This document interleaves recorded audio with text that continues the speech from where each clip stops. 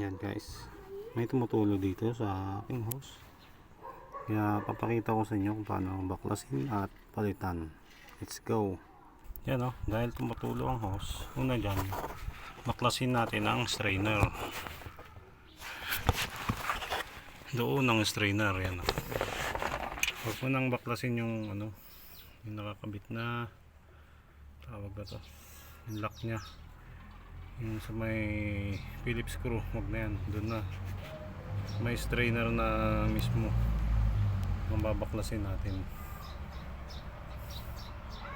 Yan number 17 yan, kita ko sa inyo ha. Okay, dahil napaluwagan na natin, luyan na nating baklasin. Dahil tumapon yung crudo, nilagyan ko ng, dito ko binaklas. Ayan o, yung hose dito, tapos nilagyan ko ng takip yung binagbaklasan. Ayan, para hindi na tumulo. At baklasin na natin tong hose, palitan natin. Dahil nabaklas ko na, ayan, papalitan na natin yan. Ayan, nakabili na ako. Ito yung dati. Sasalpak ko na po. Pakatigas na nyo. Ito, salpak na natin para matesting kung may tulo pa. Go. Ayan o, pasok mo na siya ulit sa strainer. Ihanap mo lang siya.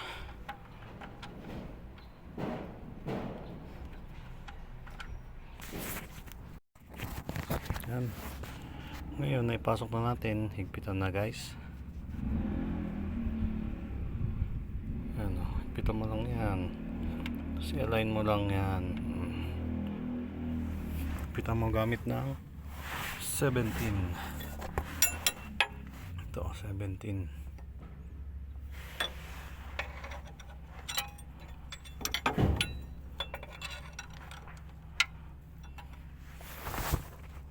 Next naman, kakabit na natin to at itong dulo nya. Dahil nakikabit na natin sa may strainer.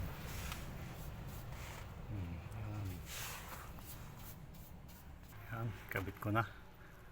Yung sa harapan, nahirapan ako dahil malaki yung dito nya, yung bakal nya. Kaya dito, nadalian ako. Kakabit na lang natin itong lock nya. Okay, naayos ka na. Ay, kabit na natin ng maganda. Oo, yan na. Wala nang tulo. Ngayon, doon tayo sa PT pump. Dito naman, sa hose na ginawa ko kanina, kailangan i-blade tong PT pump. Itong nya, tawag na to. Basta i-blade.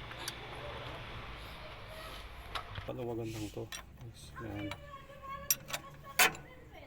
Tapos open nyo ng PT. Okay, pagkatapos nyan, ibubombay nyo na siya. Ayan o, bumubusit-sit na siya. Ibig sabihin, maganda yung blade nya. Ipitan na natin.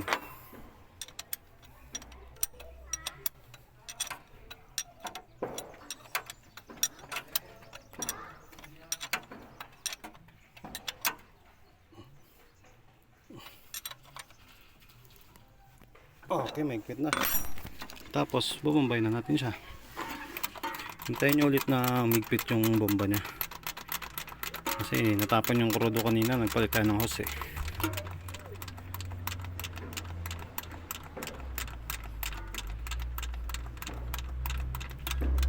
Mahigpitan ko na at mahigpit na to. Start na lang mamaya. Okay, yan, adjust. Kung saan nakatutok yung arrow, parang yan o. Ito nyo yung arrow na yan. Yan yung paigpit. Yung palawag niya yung patras. Kaya kailangan pag mag-adjust kayo, paigpitan nyo muna itong gulong. Pagka hindi na siya umiikot, tsaka nyo papalawangan. Okay? Yan guys, paigpitan ko na siya. Iikot ko na. Ayun, hirap na. Hindi na siya gumagalaw oh. Wala na. Ngayon, papaluwagan na natin siya. Pero dapat binilang nyo kasi ang bilang ko 50. Palawagan ko na siya. Ayan o. 1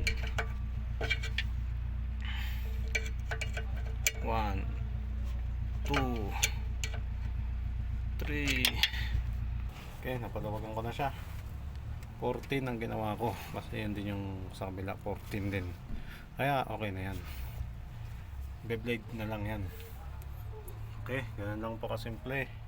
Kaso madugo, matagal. Salamat guys.